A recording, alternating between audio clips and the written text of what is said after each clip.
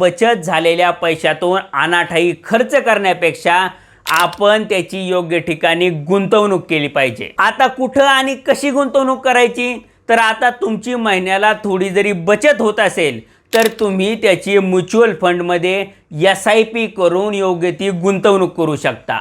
Mutual फंडमध्ये अगदी 500 रुपयांपासून सुद्धा तुम्ही SIP करू शकता, म्हणजे त्यावर तुम्हाला अतिशय चांगला परतावा हा मिळू शकतो।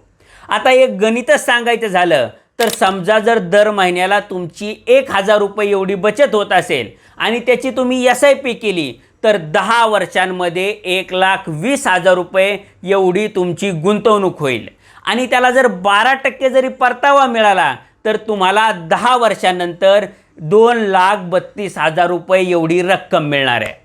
आता इथे जर बँकेच्या FDचे रेट बघितले तर बँका फक्त 7 ते 8% एवढाच परतावा देत आहेत। त्यामुळे तुम्ही तुमच्या बचतीची योग्य ठिकाणी गुंतवणूक ही केली पाहिजे।